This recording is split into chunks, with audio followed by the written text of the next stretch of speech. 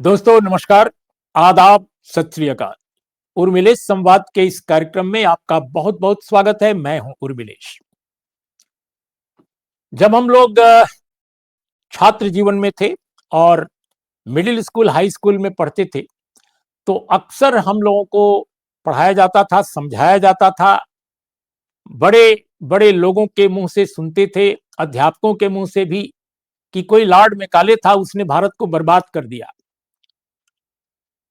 बोलते थे लोग कि मैकाले से बचना है भारत को तो हमें पीछे जाना पड़ेगा अपने संस्कृत ग्रंथों की तरफ और प्राचीन इतिहास की तरफ झुकना पड़ेगा, जाना पड़ेगा, तभी भारत मजबूत होगा, फिर से सोने की चिड़िया होगा। अब हमने तो चिड़िया देखी थी लेकिन सोने की चिड़िया तो देखा नहीं था और सोचा भी नहीं था। फिर लॉर्ड मैकाले को कोसते थे हम लोग कि कौन लॉर्ड मैकाले था जो सोने की चिड़िया को धूल धूल धूसरित कर दिया, ध्वस्त कर दिया। कुछ बात समझ में नहीं आती थी। लेकिन जब बाद के दिनों में हम लोगों ने यूनिवर्सिटी लाइफ शुरू की और लॉर्ड मैकाले को थोड़ा बहुत जानना शुरू किया, तब समझ में आया कि असल कहानी क्या है। लेकिन ऐसा लगता है कि अपने देश के माननीय प्रधानमंत्री को वाकई असल कहानी शायद नहीं मालूम है, और अगर मालूम है तो ठीक से नहीं मालूम है कि ये लॉर्ड मैकाले और सोने की चिड़िया का क्या रिश्ता है। तो आज हम बात इसी विषय पर करेंगे कि पिछले दिनों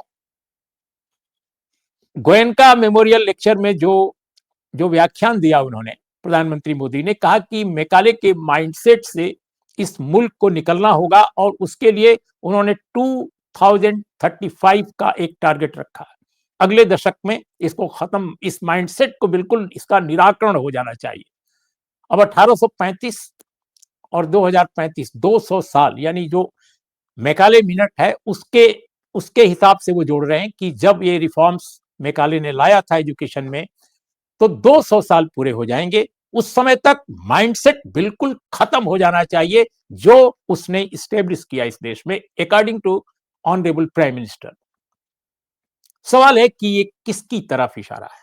क्या वाकई लॉर्ड मैकाले ने देश को बर्बाद कर दिया? इसके पहले देश बहुत महान था, इस देश के सभी लोग सुशिक्षित थे, सांस्कृतिक रूप से बहुत समृद्ध थे, भारत में बहुत ज्यादा विद्वता थी, ज्ञान का अथाह सागर भारत था, सभी में बराबरी थी, सभी लोग सुशिक्षित सुसंस्कृत थे। क्या था भारत और क्या गड़बड़ किया मैकाले ने? डॉक्टर अंबेडकर ने मैकाले को किस रूप में देखा, मोदी ने किस रूप में देखा, नेहरू ने किस रूप में देखा, और आधुनिक भारत के जितने प्रमुख लोग हैं उन्होंने शिक्षा में हुए रिफॉर्म्स को किस तरह देखा? दो विद्वान लोग हमारे साथ इस विषय पर बताने के लिए आपको हैं। तो दोस्तों आप जरूर इस कार्यक्रम को सुनिए, क्योंकि जिन दो विद्वानों को हमने आज आमंत्रित किया है वो इस विषय के मर्मज्ञ हैं। हमारे साथ हैं चंद्रभानु प्रसाद, डॉक्टर चंद्रभानु प्रसाद जवाहरलाल नेहरू विश्वविद्यालय के छात्र रहे हैं और बाद के दिनों में एक लेखक के रूप में, एक बुद्धिजीवी के रूप में, अम्बेडकरवादी इंटेलेक्चुअल के रूप में वो पूरे देश में विदेश में विख्यात हैं। हमारे साथ आज इस कार्यक्रम में एस एन साहू हैं। एस एन साहू भारत के राष्ट्रपति के आर नारायणन के ओएसडी मीडिया एडवाइजर भी रह चुके हैं, साथ में राज्यसभा में ज्वाइंट सेक्रेटरी भी थे और अभी देश की प्रमुख वेबसाइटों और तमाम अखबारों में कॉलम लिखते हैं। आप दोनों का बहुत बहुत स्वागत है हमारे इस कार्यक्रम में, साहू जी और चंद्रभानु प्रसाद। Thank you. हम शुरुआत चंद्रभानु आपसे करना चाहेंगे। प्रधानमंत्री का जो भाषण है 18 नवंबर को उन्होंने भाषण दिया था, रामनाथ कोविंद का स्मृति व्याख्यान था कि मैकाले माइंडसेट को खत्म करना होगा। तो उनके इस आह्वान से ऐसा लगा कि मैकाले माइंडसेट, यानी मैकाले ने कुछ ऐसा जरूर इस देश के लोगों के दिमागों में ऐसा कुछ घोल दिया है जो बहुत ही विनाशकारी है, बहुत ही खतरनाक है। आप कैसे देखते हैं आखिर लॉर्ड मैकाले ने किया क्या, और जिसको प्रधानमंत्री चाहते हैं कि इसका बिल्कुल निराकरण कर दिया जाए? शुरू कीजिए जी। उर्मिला साहब, जब मैं 2006 में पहली बार लॉर्ड मैकाले का बर्थडे अपने घर पर मनाया और एक अखबार के फ्रंट पेज पर छप गया तो उस समय के आरएसएस के चीफ रज्जू भैया ने मुझे मैकाले पुत्र की संज्ञा दी थी और वह एक तरह से गाली के रूप में थी। इस बहस के पहले मैं आपके सामने 2-3 फैक्ट रख देना चाहता हूं। पहला फैक्ट तो ये कि 1757 में जब रॉबर्ट क्लाइव ने बैटल ऑफ प्लासी में भारत को हराया, कहा जाता है लॉर्ड मैकाले एक हाथ में तलवार, एक हाथ में गन और मिलिट्री हैट, मिलिट्री बूट पहनकर घोड़े पर चढ़कर आया और भारतीय सेना को ललकारा और हरा दिया और इंग्लैंड को एक साम्राज्य मिल गया। तो चाहे ऑनरेबल प्राइम मिनिस्टर हो, चाहे रज्जू भैया हो या आरएसएस का पूरा कुनबा हो, उनको रॉबर्ट क्लाइव से वो दिक्कत नहीं है जो लॉर्ड मैकाले से है। ये क्या वजह है? दूसरी बात, लॉर्ड मैकाले के फादर जेड मैकाले एक एंटी स्लेव ट्रेड के कैंपेनर थे। जैसे आप बहुत बड़े मुहिम के शामिल थे, मैं भी एक बड़ी मुहिम, क्रांति की मुहिम में शामिल था। और लॉर्ड मैकाले के फादर और उनके साथियों ने, वो जरूर ये बात है कि वो क्रिश्चियनिटी फैला रहे थे, उन्होंने ही 1813 का जो ब्रिटिश पार्लियामेंट का जो कानून था कि east India company must spend at least 1 lakh rupees a year for the education of native Indians. तो मैकाले के फादर खानदानी इतिहास से है। तीसरी बात ये कि लॉर्ड मैकाले एक हिस्टोरियन, माने जाने हिस्टोरियन थे और ब्रिटिश हाउस ऑफ कॉमन्स में वो एमपी थे। उनका घर बहुत कर्जे में दब गया था किसी वजह से, तो ईस्ट इंडिया कंपनी में उन्होंने नौकरी करना स्वीकार किया ताकि कर्जे उतार सकें। ऐसी कोई योजना, कंस्पिरेसी नहीं बनी थी कि भारत में जाकर के कुछ लोगों को गुलाम बनाना है। तो ये फैक्ट हम अपने दिमाग में रख लें कि जिसने भारत को गुलाम बनाया उससे भारत आरएसएस को कोई दिक्कत नहीं है। रॉबर्ट जो लॉर्ड मैकाले जो आए, जिनको महात्मा मैकाले कहते हैं, सूट बूट हैट छड़ी ब्रिटिश मैनरिज्म, 2 पेन एक स्याही की दावत लेकर भारत में इंटर हुए और अकेले अपने दम पर आईपीसी और सीआरपीसी लिखा। तो इनसे नाराजगी है लोगों को, तो कोई तो खास बात होगी। साहू साहब बात अपना रखें तो फिर मैं आपको पंजाब की तरफ और मैकाले का पंजाब पर क्या विचार था मैं ले जाना चाहूंगा। साहू जी, आप कैसे इंट्रोड्यूस करेंगे इस विषय को कि लॉर्ड मैकाले भारत के लिए, भारत की ज्ञान परंपरा के लिए, आदरणीय मोदी जी ने कुछ कहा, लेकिन जो भारतीय बहुत सारे बुद्धिजीवी हैं जो बड़े सोफिस्टिकेटेड हैं और काफी समझदार मानते हैं, उनका कहना है कि भारत की पूरी ज्ञान परंपरा को नष्ट कर दिया मैकाले ने। इसीलिए मोदी जी कह रहे हैं कि हमें उस ज्ञान परंपरा को पुनर्जीवित करना है, मजबूत करना है, हमको पीछे जाना है और मैकाले के पूरे माइंडसेट को खत्म करना है। कैसे देखते हैं आप? उमेश जी बहुत धन्यवाद, दैट्स ग्रेट। अच्छा लग रहा है कि चंद्रभान जी भी है, आप भी है और आप तो एंकरिंग कर रहे हैं। अच्छा सुनिए, पहली बार तो मैं स्वामी विवेकानंद को कोट करना चाहता हूँ। स्वामी विवेकानंद जो है guiding spirit for mister Modi और आरएसएस, उनका जो हिंदुत्व ऑर्गेनाइजेशंस, ओके, सो स्वामी विवेकानंद ने लिखा था, उनके बहुत सारे लेख में, मैं तो 9th क्लास से स्वामी विवेकानंद पढ़ रहा हूँ और अभी भी पढ़ रहा हूँ। उन्होंने लिखा था इंडिया का अधपतन हुआ, या मेरा हिंदी थोड़ा आप करेक्ट कर लीजिए बिकॉज मैं हिंदी ठीक है बोलते।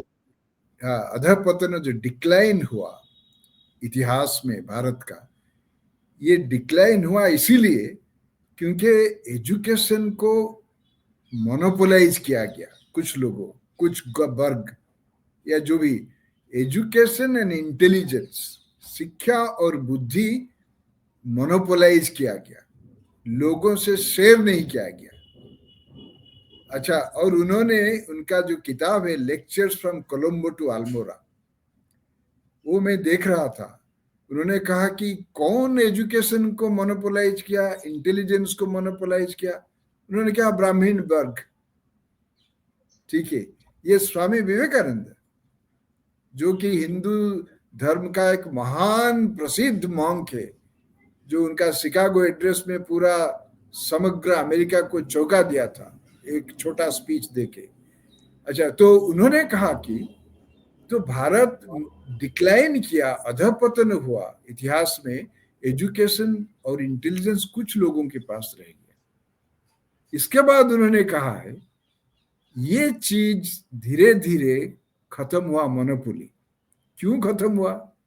दो कारण से, ब्रिटिश रूल और मोहम्मदन रूल, इस्लामिक रूल।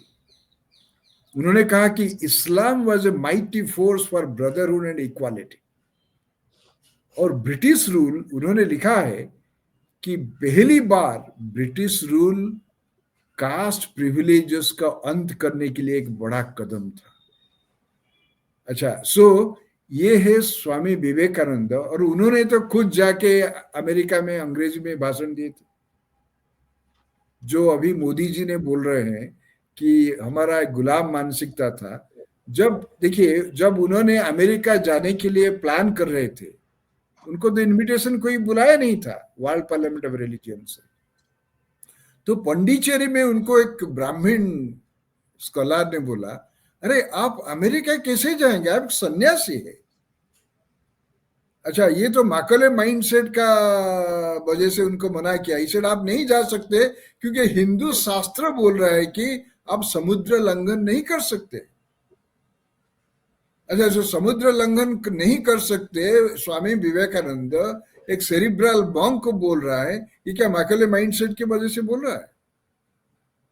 तो अगर वो ब्राह्मण स्कॉलर का पंडिचेरी का मान लेते, विवेकानंद अमेरिका नहीं जाते क्योंकि शास्त्र मना किया है समुद्र लंघन नहीं करने के लिए। लेकिन वो गए, उन्होंने लिखा है कि क्या ऐसे, क्या what spirituality is this which prevents you to go out of India. So उन्होंने कहा, स्वामी विवेकानंद ने कहा कि British rule was in a great way, it actually empowered people who were at the lower end of the caste hierarchy. So इसीलिए उन्होंने कहा it was destroying caste privileges, and in that context he was saying that education spread होना शुरू किया India में लोगों, common लोगों के साथ। So therefore, was Vivekananda, who delivered a wonderful speech in English, was it driven by Macaulay mindset? नहीं, मोदी साहु जी, मैं जी साहु जी, मैं एक बहुत ही ब्रीफ और बहुत ही बिल्कुल साफ ढंग से जो आप कहना चाहें इस पर जरूर आप कहें कि आखिर मोदी जी या आरएसएस बीजेपी के लोग लॉर्ड मेकाले से इतने नाराज, इतने सख्त क्यों हैं? क्योंकि हम पहले भी सुनते थे जब बीजेपी आरएसएस का राज नहीं था, उस वक्त भी हमारे देश का जो एक प्रभु वर्ग है या एक कुलीन वर्ग है, वो लॉर्ड मेकाले से बहुत चिढ़ता था, जबकि उन्हीं कुलीन वर्गों के लोग सारे विदेश में सेटल हैं, अंग्रेजी में पढ़ते हैं, अंग्रेजी की से ही उनको आगे बढ़ने का मौका मिला है। तो क्यों इतना चिढ़ रहे हैं आज की तारीख में इंडिया में? नहीं, देखिए, नंबर वन इज ये जो बात बोल रहे हैं प्राइम मिनिस्टर मोदी, ये मैं आई हैव नो हेजिटेशन, मैं बिना द्विधा से बोल सकता हूं, ये it is part of A counter revolution. जो विप्लवात्मक परिवर्तन भारत में अभी हुआ है, it's because of he wants, it is part of A counter revolution and primarily to restore, frankly speaking, Brahminical domination or to perpetuate caste hierarchy. Okay, so I have no hesitation in saying this. He himself, जो खुद जो है ब्राह्मण तो नहीं है, but ये mindset दर्शाता है। ओके, सो आप देखिए, so this is a counter revolution. संविधान बदलने के लिए बात कौन कर रहा था? संविधान रिव्यू के लिए कौन कर रहा था? It was Vajpayee was doing it. So उनका एजेंडा है, संविधान के वजह से जो इक्वालिटी, इक्वल अपॉर्चुनिटी आ गया है भारत में, सो दे somehow or other it is contrary to their vision of India enshrined in Manusmriti। जी चंद्रभान, आप कैसे देखते हैं कि ये मोदी जी जो कह रहे हैं आज, और बहुत सारे लोग जो पहले भी कहते थे ये बातें, ऐसा नहीं है कि मोदी जी पहले व्यक्ति हैं ऐसा कहने वाले, बचपन से हम सुनते आए हैं ये बात, तो आखिर भारतीय समाज में ये इतना क्यों ये बात इंजेक्ट कर दी गई है लोगों में, जबकि जो लोग इंजेक्ट करने वाले हैं, मैं जैसे पहले भी कह रहा हूं कि साहू जी से भी पूछा कि इनके जो बाल बच्चे हैं ये सभी विदेश में सेटल्ड हैं, अंग्रेजी शिक्षा प्राप्त लोग हैं, अंग्रेजी से ही इनको जो भी जीवन में फायदा मिल रहा है। तो क्या कारण है कि भारत में ये बात कही जा रही है कि माइंडसेट लॉर्ड मैकाले वाला, अंग्रेजी की मानसिकता खत्म करनी है? पहले भी कहा गया कि संस्कृत को लाना है, भारतीय भाषाओं को लाना है, अच्छी बात है, हम भी भारतीय भाषाओं के पक्षधर हैं, लेकिन अंग्रेजी से इतनी नफरत क्यों? जैसा साहू साहब हिंट कर रहे थे, लॉर्ड मैकाले ने जो द्विज डोमिनेंस था, यानी सवर्ण या अपर कास्ट कह सकते हैं, तथाकथित अपर कास्ट कर सकते हैं, नॉलेज पर जो डोमिनेंस था उसको लॉर्ड मैकाले ने धराशायी करके नॉलेज सिस्टम को डेमोक्रेटाइज किया। मैं एक एग्जांपल देना चाहता हूं, जब 1854 में बुश डिस्पैच के साथ मैकाले का सिस्टम एजुकेशन का लागू हो गया, उसको भी थोड़ा उसमें भी काट छाट की गई, तो एक साल बाद 1858 में ब्रिटिश गवर्नमेंट को यह आदेश निकालना पड़ा कि किसी भी स्टूडेंट को जाति और उसके लिंग के आधार पर एडमिशन से रोका नहीं जा सकता है, सबको पढ़ने का अधिकार है।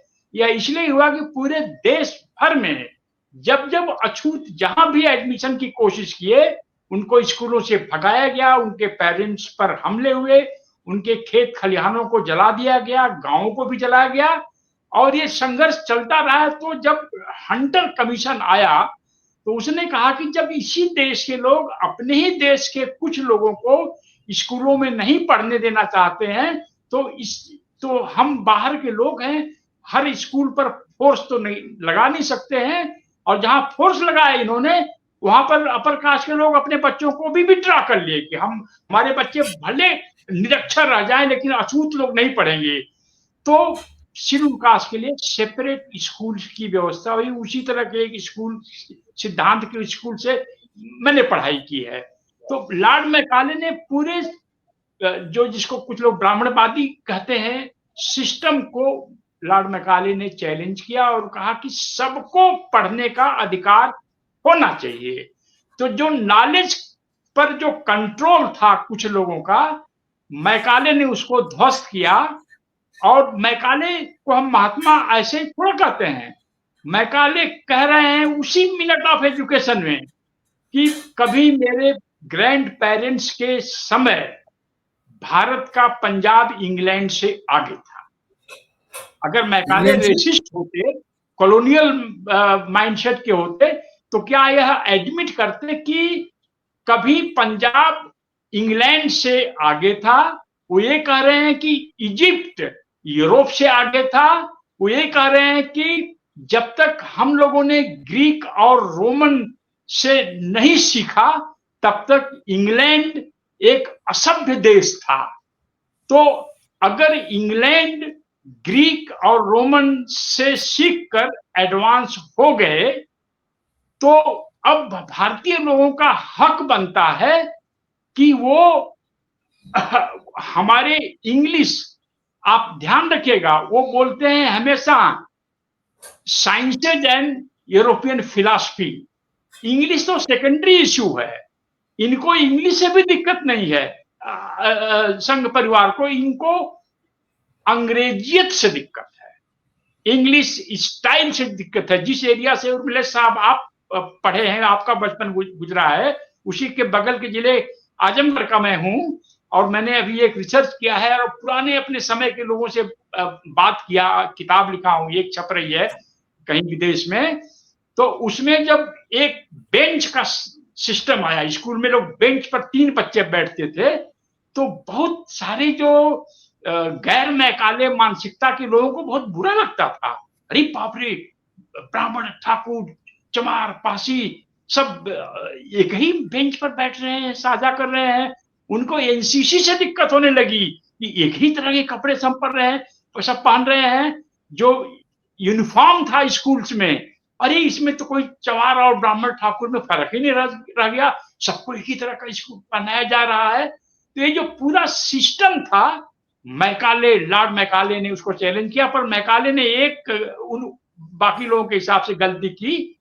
Macaulay was the first British to challenge India's caste system. वो अपने 10 जुलाई 1833 की स्पीच में कहते हैं ब्रिटिश हाउस ऑफ पार्लियामेंट में कि ऐसा कानून कैसे हो सकता है भारत में जहां पर छोटी सी सजा के लिए एक शूद्र को बहुत कठोर दंड दे दिया जाए और गंभीर जुर्म में पाए गए ब्राह्मण को कम सजा दी जाए, ये सिस्टम मैं बदल दूंगा। और आकर मैकाले ने बदल दिया। तो जो भी वर्ण जाति व्यवस्था में थोड़ा भी यकीन करते हैं, विश्वास करते हैं, उनका सबसे बड़ा दुश्मन लॉर्ड मैकाले है। उनका सबसे बड़ा दुश्मन रॉबर्ट क्लाइव नहीं है, जिसने भारत को पराजित किया। साहू जी, आप तो गांधी जी, नेहरू जी, अंबेडकर साहब, इन तीनों के अध्येता हैं। मैंने आपके लेख देखे हैं। गांधी पर भी आप समान रूप से लिखते हैं, अंबेडकर पर भी लिखते हैं और नेहरू पर भी लिखते हैं। मैं 2 व्यक्तियों के बारे में आपसे जानना चाहूंगा, नेहरू और अंबेडकर। इन दोनों लोगों ने मैकाले को कैसे देखा?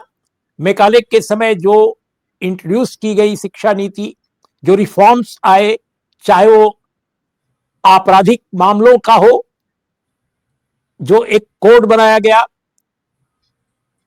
इस्लामिक कोड के बदले एक नया कोड, उसका, और एजुकेशन में, शिक्षा में जो इंट्रोड्यूस किया गया सुधार, इनके कॉन्टेक्स्ट में आप कैसे देखते हैं? अंबेडकर साहब और नेहरू दोनों के ऑब्जर्वेशन किस तरह के हैं? हमारे दर्शकों को, श्रोताओं को जरूर बताइए। यस यस, नहीं, मैं कुछ रिसर्च किया जब प्रधानमंत्री मोदी ने मैकाले माइंडसेट के खिलाफ बोले और उन्होंने कहा कि 10 साल में हम उसको दूर करना पड़ेगा। तो नेहरू का डिस्कवरी ऑफ इंडिया में मैकाले मिनट्स ऑफ एजुकेशन 1835 के बारे में वहाँ उन्होंने लिखे हैं। तो उन्होंने कहा कि मैकाले जब उनका मिनट्स ऑफ एजुकेशन के हिसाब से इंट्रोड्यूस किया अंग्रेजी शिक्षा, अंग्रेजी भाषा में शिक्षा, तो उनसे इससे पहले ब्रिटिश रूलर्स, उन्होंने उनको द्विधा था, नहीं हम अंग्रेजी में नहीं पढ़ाएंगे। अच्छा, उन्होंने काफी चल रहा था। अच्छा, फिर जो अंग्रेजी रूलर्स वो संस्कृत को पढ़ना चाहते थे, वो ब्राह्मण्स बोलते थे नहीं, ये जो बाहर से ये क्रिश्चियंस को हम संस्कृत हमारा इतना पवित्र भाषा कैसे सिखाएंगे? तो विलियम जोन्स ने उस वक्त 1835 के समय में, नेहरू ने लिखा है, विलियम जोन्स ने बोला कि मैं संस्कृत पढ़ना चाहता हूँ, सीखना चाहता हूँ, भारत का इतना ट्रेजर है, जो उपनिषद है, जो भी है वो। तो उन्होंने, ब्राह्मण ने बोला नहीं हम अब ये बड़ा पवित्र भाषा है, सिर्फ हमारा लिए, आपके लिए नहीं है। तो फिर एक नॉन ब्राह्मण से उन्होंने सीखा। वो नेहरू ने खुद लिखा है, बहुत उन्होंने कंडीशन डाला, सीखा और उन्होंने ट्रांसलेट किया। विलियम जोन्स जो एशियाटिक सोसाइटी जो अभी है, उनका देन है। अच्छा, सो नेहरू ने कहा कि अंग्रेजी सीखने के लिए, शिक्षा इंट्रोड्यूस करने के लिए ब्रिटिशरों ने विरोध कर रहे थे मैकाले से पहले, और यहाँ ब्राह्मण्स बोल रहे थे उनको हमारा भाषा नहीं सिखाएंगे, पवित्र भाषा है। फिर तो नेहरू ने लिखा, जब मैकाले ने इंट्रोड्यूस किया और उसके वजह से जो प्रोडक्ट्स आए, उन्होंने कहा, उन्होंने बोल रहे थे कि वो तो फिलोसफी के बारे में बात कर रहे थे, ब्रिटिश फिलोसफी जो लिबरल फिलोसफी था, लेकिन वो लिबरल फिलोसफी यूज करके एम्पायर को भी सुदृढ़ किया गया था। नंबर 2 उन्होंने कहा था कि बायरन पोइट्री भी उन्होंने रिसाइट किया और बड़ा अड्डा, इंटेलेक्चुअल अड्डा भी सृष्टि हो गया। अच्छा, वो अड्डा की वजह से एक नया जोश भी आया। तो नेहरू ने ये दोनों चीज, हमारा जो प्रॉब्लम था कि संस्कृत और कोई नहीं सीख सकता एक्सेप्ट ब्राह्मण्स, और मैकाले जो शुरू किया, उन्होंने कहा ऑब्वियसली एक प्रोग्रेसिव एटमॉस्फेयर शुरू हो गया भारत में। ये है नंबर 1 नेहरू का विजन है। और नेहरू बाकी उनका देखिए, बाकी उनका बहुत सारी जगह मैकाले को बहुत बड़ा कोट कर रहे थे। मैकाले का फेमस स्टेटमेंट था, no bad general even after employing a great strategy to win a war has never won. कोई भी सेनापति खराब स्ट्रैटेजी यूज करके कोई युद्ध नहीं जीता है। सिमिलरली मैकनन ने कहा, कोई डिबेटिंग सोसाइटी में अच्छा आर्गुमेंट करके कोई वार नहीं जीता है। तो नेहरू ने बोला कि हमसे डिबेटिंग सोसाइटी में कुछ नहीं हो सकता जब संघर्ष नहीं करेंगे। And let me come to Ambedkar please. हाँ, सो अंबेडकर जी का जो लेख है उसमें बड़ा बहुत दिलचस्पी उनका जो रिफ्लेक्शंस ऑन मैकाले, उन्होंने उनका पाकिस्तान और पार्टीशन ऑफ इंडिया में लिखा है, मैकाले पहली बार एक यूनिफॉर्म पेनल कोड इंट्रोड्यूस किया इंडिया में by replacing Muslim penal code. अच्छा, तो उन्होंने कहा कि ये जो है एक बड़ा प्रोग्रेसिव मेजर था, क्योंकि सारे जो है ऑल इंडियंस, जो सारे चाहे धर्म हो, चाहे भाषा हो, चाहे जाति हो, सारे अगर कोई क्रिमिनल एक्शन, कोई क्रिमिनलिटी क्या क्रिमिनल काम में लिप्त होगा, प्रूव हो जाएगा कोर्ट ऑफ लॉ में, तो सेंटेंस जो है कोई धर्म के कानून के हिसाब से नहीं है, ये सेकुलर पेनल कोड के हिसाब से है। सो यूनिफॉर्म क्रिमिनल कोड है, इसलिए सभी बराबरी में देखता है। क्रिमिनल, तो उन्होंने अम्बेडकर ने ये तो मुस्लिम क्रिमिनल कोड को रिप्लेस कर दिया। तो ये बड़ा प्रोग्रेसिव है। तो Macaulay mindset was certainly a progressive step. Number two मैं आपको डेट भी बता सकता हूँ, जो आर्टिकल में मैं लिखा था। ये डेट था कि उनका जो था 55 में उन्होंने जो लिखा, 21 अगस्त 1955 working committee of scheduled caste federation Bombay में बुलाया गया, उस वक्त का बॉम्बे जो अभी मुंबई है। तो उन्होंने एक रिजोल्यूशन इंट्रोड्यूस किया, क्योंकि 55 में जो सत्याग्रही गोवा लिबरेशन के लिए पोर्तुगीज के खिलाफ लड़ रहे थे, पोर्तुगीज पूरा सबको मार रहे थे। अच्छा, तो उन्होंने कहा, he quoted Macaulay, he said, Macaulay said, Indians are not barbarians, Indians are very civilised people. वो बड़ा सभ्य है और उनको सेल्फ रूल हमको दे देना चाहिए, self rule, they deserve self rule, self rule के लिए योग्य है। तो उन्होंने कहा कि जो चीज सत्याग्रह से जो हिंदुस्तान में हुआ, गोवा में नहीं चलेगा। अच्छा, सो ही वाज इनफैक्ट जो है वो आर्गुमेंट कर रहे थे, उनका तर्क था कि मैकाले का विजन इनसे कह रहे, we are civilised people, we deserve self rule. So even this Macaulay का ये आइडिया महात्मा गांधी ने साउथ अफ्रीका में कोट किया था। मैकाले है सेड, एम्पायर में सारे लोग का अधिकार है सेल्फ डिटर्मिनेशन के लिए। एक अंपायर में गांधी जी ने कोट किया था। बाद में मैकाले को उन्होंने क्या कहता है कि अच्छा, मैकाले उन्होंने किसी को चिट्ठी लिखा कि आप अंग्रेजी के साथ साथ Macaulay has instructed to learn Indian language. जी ठीक है। मैं चंद्रभान आपसे एक ऐसे विषय पर जानना चाहता हूं जिस पर कम बोला या लिखा गया है, लेकिन आप जरूर इस बारे में प्रकाश डालें कि हमारा जो फ्रीडम स्ट्रगल है, अगर उसको आप देखें शुरू से लेकर और आखिर तक, कंक्लूड होने तक, यानी आजाद होने तक, तो जितने बड़े नेता, टॉप लीडर्स अलग अलग स्ट्रीम के, वे सभी अंग्रेजी पढ़े लिखे लोग थे ज्यादातर। उनमें कई ऐसे थे जो यूरोप में रहे, अमेरिका में रहे, चाहे वो कांग्रेस के साथ रहे या कांग्रेस के साथ नहीं रहे।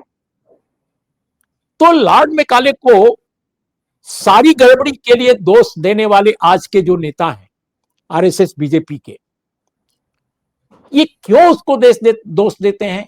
अगर वो अंग्रेजी शिक्षा न होती, यूरोप और अमेरिका में नहीं पढ़े होते लोग, तो फ्रीडम स्ट्रगल की जो इतनी बड़ी, जो उसमें इतना बड़ा रोल उनका जो है, वो रोल स्टैब्लिश कैसे होता? तो क्या आपको लगता है कि मैकाले की शिक्षा से प्रेरित लोग भारत के स्वाधीनता आंदोलन में इतना बड़ा अगर रोल अदा किए, तो मौजूदा रिजीम के जो लोग हैं, मौजूदा जो सरकार के लोग हैं, वो क्यों कोस रहे हैं पूरे के पूरे हर गड़बड़ी के लिए मैकाले को? कम से कम ये तो कहते कि आजाद भारत कराने में जो लोग सामने आए वो लॉर्ड मैकाले की शिक्षा के कारण आए। क्या आपको लगता है? उर्मिला साहब, जेएनयू में आप मेरे लीडर रहे हैं और आप ये जानते होंगे कि मैं कोई भी गलती कर सकता हूं लेकिन कभी झूठ नहीं बोलता। और जो मैकाले के मिनट्स ऑन एजुकेशन को लोग कोट करते हैं और कोट करके मैकाले के ऊपर लांछन लगाते हैं, तो यह डिबेट जो मैकाले कर रहे हैं भारतीयों से नहीं कर रहे हैं कि एक तुम्हारा इंग्लिश का लाइब्रेरी का सेट जो है हमारे एक किताब के एक रैक के बराबर है, वह ब्रिटिश ऑफिशियल्स आपस में डिबेट कर रहे हैं। और एक ब्रिटिश तबका था जिनको ओरिएंटलिस्ट बोलते थे, प्रिंसेप वगैरह, आकलैंड वगैरह थे। इन लोगों को इस बात की डर थी कि अगर ब्रिटिश टाइप मॉडर्न एजुकेशन भारतीयों को मिल जाएगा तो ये शायद हमें क्वेश्चन करने लगे। आप समझ रहे हैं ना? वह डिबेट है, मेरे पास है, सबके हर लाइब्रेरी में है कि अगर ये लोग पढ़ लिख जाएंगे तो फिर ये हमें ही क्वेश्चन करने लगेंगे। और मैकाले ने अपने 10 जुलाई 1833 की ब्रिटिश हाउस ऑफ कॉमन्स की स्पीच में कहा था, दो बातें कहा जाता था कि ये भारतीय अभी इस लायक नहीं है कि इनको उच्च पदों पर रखा जाए। मैकाले ने कहा ये क्या पागलपन की बात है, अगर कोई भारत में काबिल आदमी है तो क्यों नहीं वो उच्च पद पर जा सकता है। और दूसरा, फिर जो है वह भारत के लोग आजादी मांगेंगे। तो मैकाले का एक फेमस स्टेटमेंट है कि एक आजाद Bharat and independent India is but prosperous India is better than India a colony. Bharat एक हमसे आजाद हो जाए और प्रॉस्परस हो जाए, ये बात अच्छी है, देन भारत बैकवर्ड बना रहे और हमारा गुलाम बना रहे।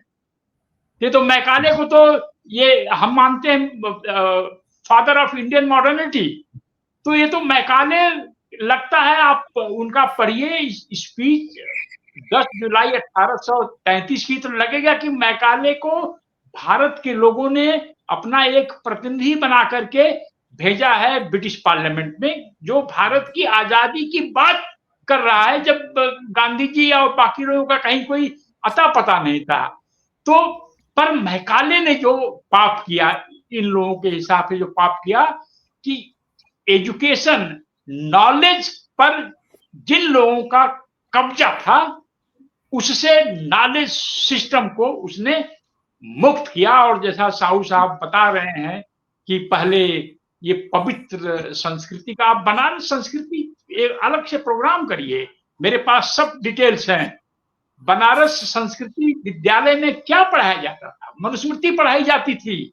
ब्रिटिश ईस्ट इंडिया कंपनी जो है मुस्लिम कानून शरीयत के आधार पर तय करती थी, फैसले होते थे।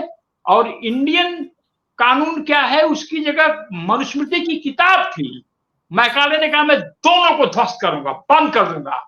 पर उसने ये नहीं कहा कि हम किसी को पढ़ने नहीं देंगे। उस समय भी उसने कहा तुम पढ़ो अपनी संस्कृति, तुम पढ़ो अपना फारसी, पर अपने पैसे से पढ़ो। उसमें सारे लोग ब्रिटिश ईस्ट इंडिया कंपनी के पैसे स्टाइपेंड पर पढ़ते थे। तो इतना न्यायप्रिय मैकाले साहब, पर उसने जो जाति व्यवस्था को क्वेश्चन किया, तो इसीलिए मैं कई बार कहता हूं, और लोग पर थोड़ा कुछ लोग हंसते भी हैं, जो भारत के लोग हैं, देखिए मैकाले को India as a nation developed और progressive was better than India under cast.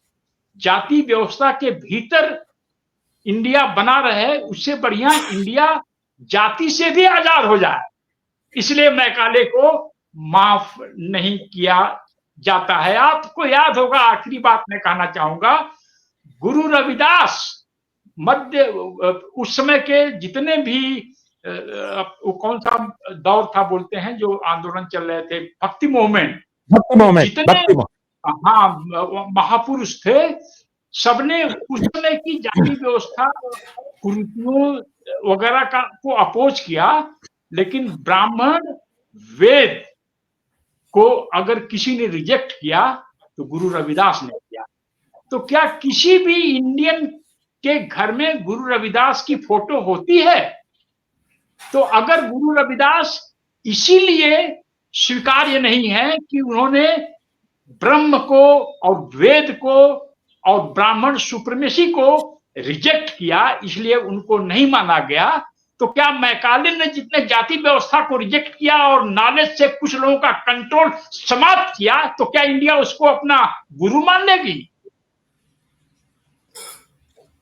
मुझे लगता है कि चंद्रभान प्रसाद की इसी टिप्पणी के साथ आज के इस कार्यक्रम का हम समापन कर सकते हैं।